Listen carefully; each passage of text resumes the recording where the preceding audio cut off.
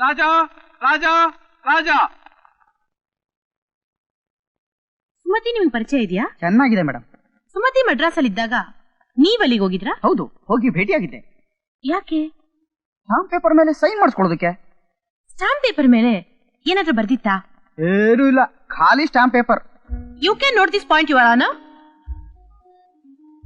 ಖಾಲಿ ಪೇಪರ್ ಮೇಲೆ ಸುಮತಿ ಸೈನ್ ಮಾಡಿಸು ಅಂತ ನಿಮ್ಗೆ ಯಾರು ಹೇಳಿದ್ದು?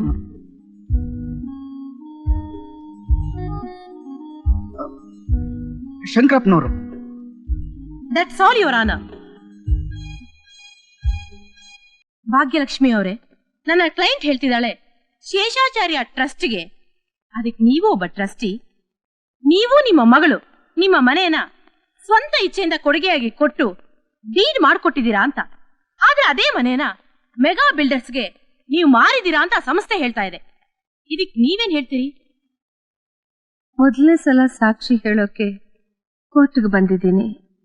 ಇವರೆಲ್ಲ ಕರೆಯೋ ಹಾಗೆ ಯುವರ್ ಆನರ್ ಅನ್ಲ. Okay. Excuse me your honour. Yes. Court ನ ಯಾವ ರೀತಿ ಅಡ್ರೆಸ್ ಮಾಡಬೇಕು ಅನ್ನೋದೇ ಇವ್ರಿಗೆ ಗೊತ್ತಿಲ್ಲ. ಮಾನಸಿಕವಾಗಿ ಇವರು ಆರೋಗ್ಯವಾಗಿದ್ದಾರಾ ಅನ್ನೋದೇ ಸಂದೇಹವಾಗಿದೆ. ಕೋರ್ಟ್ ಪ್ರೊಸೀಜರ್ ಗೊತ್ತಿರೋಕೆ ಅವ್ರೇನ್ ನಿಮ್ ಹಾಗೆ ಲಾಯರ? I don't find anything wrong. ಹಾಗಲ್ಲ ಯುವರ್ ಆನರ್. ಏನ್ ಹಾಗಲ್ಲ? ಭಾಗ್ಯಲಕ್ಷ್ಮಿ ಮೆಂಟಲ್ ಕಾಂಪಿಟೆನ್ಸ್ ಬಗ್ಗೆ ನಿಮ್ಗೆ ಸಂದೇಹನ? ಶಿ ಇಸ್ ಫಿಟ್ ಅಂತ ಡಾಕ್ಟರ್ ಸರ್ಟಿಫಿಕೇಟ್ ಕೊಟ್ಟಾಗ ಏನ್ ಮಾಡ್ತಿದ್ರಿ? Don't try to delay the proceedings. ನೀವು ಹೋಗಿ ಕೂತ್ಕೊಳ್ಳಿ. Please proceed. ಯುವರ್ ಆನರ್, ನಾನೀಗ ವಾಸವಾಗಿರೋ ಮನೆ ಸಂಗೀತ ರತ್ನ ಶೇಷಾಚಾರ್ಯ ಅವರದ್ದು. ಅವರ ಪೂರ್ವಿಕರ ಕಾಲದಿಂದಲೂ ಆ ಮನೆ ನಮ್ಮ ವಂಶದ ಆಸ್ತಿನೇ ಆಗಿದ್ರು ಅದನ್ನು ಯಾವತ್ತೂ ನಂದು ಅಂತ ಭಾವಿಸಿರ್ಲಿಲ್ಲ. ಇಷ್ಟ ಬಂದಾಗ ಮಾರ್ಕೊಳ್ಳೋಕೆ ನಾನೇನು ಪಾರ್ಸ್ದಾರಳೂ ಅಲ್ಲ. ಹೀಗಿರ್ಬೇಕಾದ್ರೆ ಅದನ್ನ ಮಾರೋ ಯೋಚನೆನಾದ್ರೂ ಎಲ್ಲಿಂದ ಬರಬೇಕು ಇವರಾನ? ಇದಕ್ಕಿದ್ದಾಗೆ ಆ ಮನೆ ನಂದಲ್ಲ, ಮಾರ್ಬಿಟ್ಟಿದ್ದೀನಿ ಅಂತ ನನ್ನಲ್ಲಿ ಭ್ರಮೆ ಹುಟ್ಟಿಸೋ ಪ್ರಯತ್ನಗಳು ಮಾಡಿದ್ರು. ಗುರುತು ಪರಿಚಯ ಇಲ್ದಿರೋರು ನಮ್ಮನೆ ಬಾಗಿಲು ಬೇಲಿ ಕೀಳೋಕ್ ಶುರು ಮಾಡಿದ್ರು.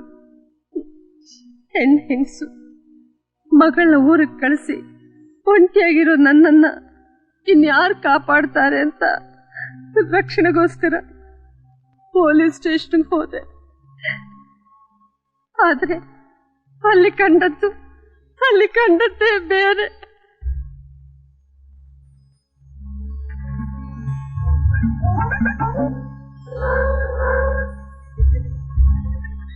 ಈಗ ಅವನಲ್ಲಿಲ್ಲ, ಆದ್ರೆ ಇದ್ದಿದ್ ನಿಜ.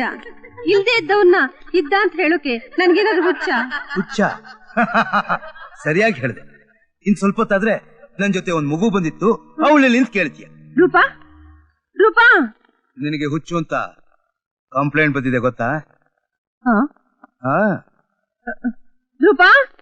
ರೂಪಾ ರೀ, ಇಲ್ಲೊಂದು ಮಗು ಇತ್ತಲ್ಲ, ಅದೆಲ್ಲಿ? ರೂಪಾ ರೀ, ಮಗು ಏನಾದ್ರೂ ಈ ಕಡೆ ಹೋಯ್ತಾ? ಅಯ್ಯೋ ರೂಪಾ ನಾನ್ ಮಗು ನೋಡ್ಬೇಕಯ್ಯ. ಅಯ್ಯೋ ಹುಚ್ಚು.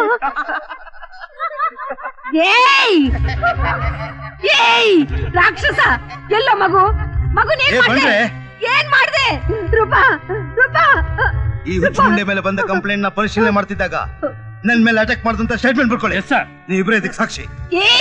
ನನ್ನ ಹುಚ್ಚಿ ಅಂದ್ರೂ ಪರವಾಗಿಲ್ಲ, ಆದ್ರೆ ನಿನ್ನನ್ನು ಮಾತ್ರ ಬಿಡೋದಿಲ್ಲ. ಹೇಳು, ಮಗುನ ಏನ್ ಮಾಡ್ದೆ ಅಂತ? ಅಯ್ಯೋ ಪಾಪ, ತಾನೇ ಒಪ್ಕೋತಿದ್ದಾಳೆ ಹುಚ್ಚಿ ಅಂತ. ಮಗು ಬೇಕಾ ನಿನಗೆ? ಹಾಗಾದ್ರೆ ನಾನು ಹೇಳ್ದಂಗೆ ಕೇಳ್ತೀಯಾ? ಅದಕ್ಕೆ ಚೆನ್ನಾಗಿ ಡ್ರೆಸ್ ಮಾಡ್ಕೋಬೇಕು. ಮುಟ್ಬೇಡ ನನ್ನ, ದೂರ ಹೋಗು, ಬಿಡಿ ನನ್ನ, ಬಿಡಿ. ಕುಡಿಸ್ಲ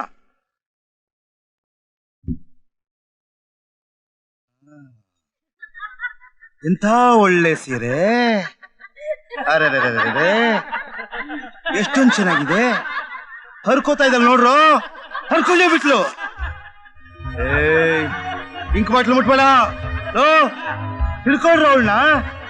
ಇಂಕ್ ಸುರ್ಕೋತಾ ಇದ್ದಲ್ಲ ತಲೆ ಮೇಲೆ, ನೋಡ್ರು ಅವಳನ್ನ. ಸುಲ್ಕೊಂಡೇ ಬಿಟ್ಲು. ಅಯ್ಯಯ್ಯೋ,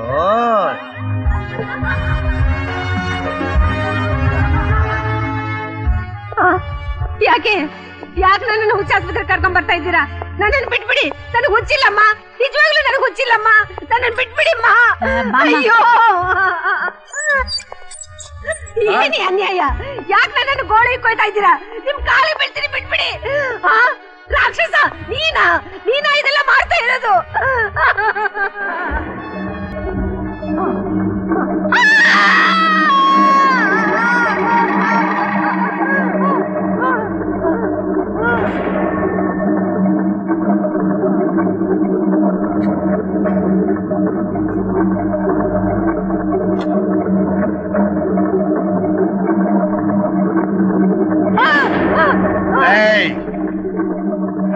ಆಗ್ಲೇ ಹೇಳಿಲ್ಲ, ನಾಲ್ಗೆ ಕಾಣಿಸಿದ್ರೆ ಎಳ್ದು ಹಾಕ್ತೀನಿ. ಹಾಡಕ್ಕಿರ್ಲಿ, ಮಾತಾಡಕ್ಕೂ ನಾಲ್ಗೆ ಇರಲ್ಲ.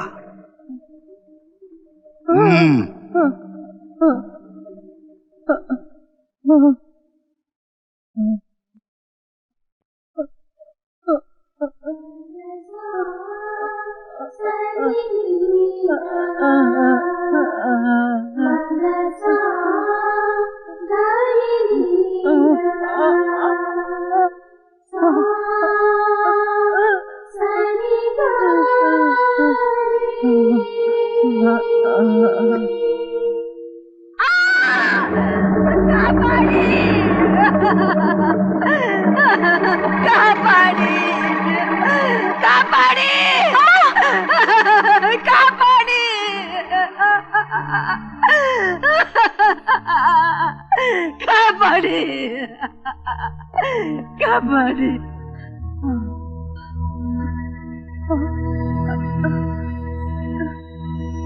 ಕ್ಷಮಿಸಿ, ಕ್ಷಮಿಸಿ ಯುವರ್ ಆನರ್.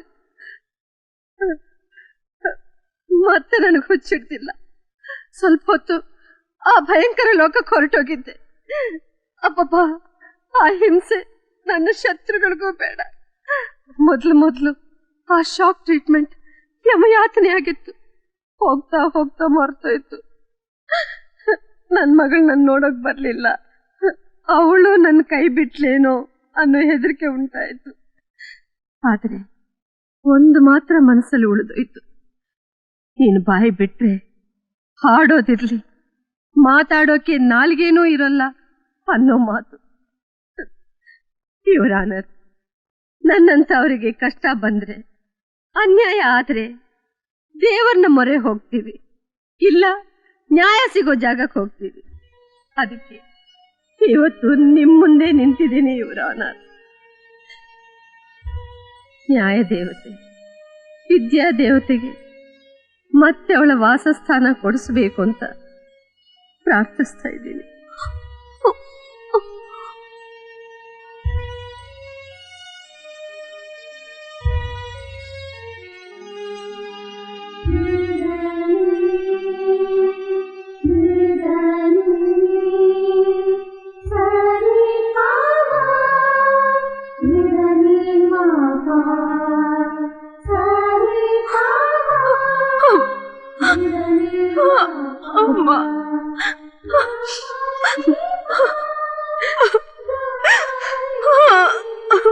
ಮೀರ್ ಸಾಧಕರು, ಎಲ್ಲ ಮೀರ್ ಸಾಧಕರು.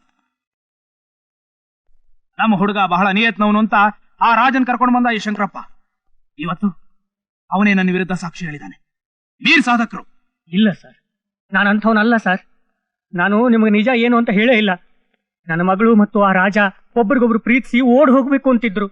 ನಮ್ಮ ಪರವಾಗಿ ಕೆಲಸ ಮಾಡಿದ್ರೆ ಮದುವೆ ಮಾಡಿಸ್ತೀನಿ ಅಂತ ಆಸೆ ತೋರಿಸಿದೆ. ಮದುವೆ ಆಗೋವರೆಗೂ ನಮ್ಮ ಪರವಾಗೇ ಇದ್ದೋನು ಆಮೇಲೆ ನನ್ನ ಮಗಳ ಮಾತು ಕೇಳಿ ತಿರುಗಿಬಿಟ್ಟ ಸರ್. ನಾನು ಮೋಸಗಾರ ಅಲ್ಲ ಸರ್. ನಾನು ಮಾಡಿದ ಒಂದೇ ಒಂದು ತಪ್ಪು ಅಂದ್ರೆ ಆ ಭಾಗ್ಯಲಕ್ಷ್ಮಿ ಮನೆ ಸಂಗೀತ ಪಾಠಕ್ಕೆ ನನ್ನ ಮಗಳನ್ನ ಕಳಿಸಿದ್ದು. ಆ ಸುಮತಿ ನನ್ನ ಮಗಳ ತಲೆ ಕೆಡಿಸ್ಬಿಟ್ಲು ಸರ್. ನಾನು ನಿಮ್ಮ ನಿಯತ್ತಿನ ಮನುಷ್ಯ ಸರ್. ಎಲ್ರೂ ನಿಯತ್ನವ್ರೆ, ನೀನು ಅವನು. ಆದ್ರೆ ಅವನ ಹೆಂಡತಿ ನಿನ್ನ ಮಗಳು ಇಬ್ರು ಒಬ್ಬ ಸಾಮಾನ್ಯ ಹೆಂಗಸು ಭಾಗ್ಯಲಕ್ಷ್ಮಿಗೋಸ್ಕರ ಇಷ್ಟೆಲ್ಲ ಮಾಡಿದ್ರಲ್ಲ, ಯಾಕೆ? ಯಾಕೆ ಯಾಕೆ ಹೇಳು? ನಿನ್ನ ಹತ್ರ ಲಗಾಮಿಲ್ಲ, ಇವನ ಹತ್ರ ಅಳೆಯೋ ಟೇಪ್ ಇಲ್ಲ. ಹೆಂಡತಿ ಮಕ್ಕಳನ್ನ ಅರ್ಧ ಬಸ್ನಲ್ಲಿ ಇಡೋಕೆ. ಸರ್, ನಾನು ಹೆಂಡ್ತೀನಿ ಹೆದರಿಸ್ತೆ, ಆ. ಬೆದರಿಸ್ತೆ. ಆದ್ರೆ ಅವಳು ಏನು ಬಂತು ಭಾಗ್ಯ? ನಾನು ಇಡೀ ಪ್ರಪಂಚದಲ್ಲಿ ಅತಿ ಎತ್ತರವಾದ ಸ್ಟ್ರಕ್ಚರ್ನ ನನ್ನಲ್ಲಿ ಕಟ್ಟಬೇಕು ಅಂತ ಇಷ್ಟಪಟ್ಟೆ. ಅವ್ರಿಗಿಷ್ಟ ಇಲ್ಲ, ಅದೃಷ್ಟ ಇಲ್ಲ, ನಾನೇನು ಮಾಡ್ಲಿ? ಎಂತೆಂತ ಕನಸುಗಳನ್ನ ಕಂಡಿದ್ದೆ. ನೂರಾರು ಮನೆಗಳನ್ನ ಕಟ್ಟಬೇಕು, ಸಾವಿರಾರು ಜನಕ್ಕೆ ಆಶ್ರಯ ಕೊಡಬೇಕು, ಸ್ಕೂಲ್ ಕಟ್ಟಬೇಕು, ಆಸ್ಪತ್ರೆ ಕಟ್ಟಬೇಕು, ನಗರದಲ್ಲೊಂದು ಉಪನಗರ, ಸ್ವಪ್ನ ನಗರಿ. ಹಾಳಾಗೋಯ್ತು, ಎಲ್ಲ ಹಾಳಾಗೋಯ್ತು. ಸ್ವಲ್ಪ ಹೇಳಿ ಸರ್. ನೀವು ಟೆನ್ಸ್ ಆಗ್ತಾ ಇದ್ದೀರಾ, ಸ್ವಲ್ಪ ರೆಸ್ಟ್.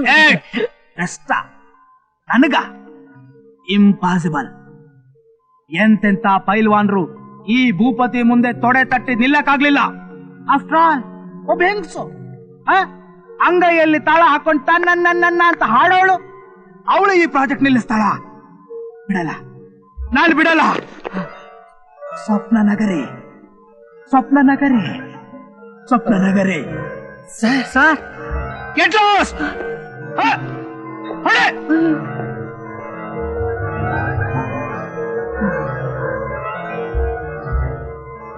ಸ್ವಪ್ನ ನಗರಿ, ನಗರಿ.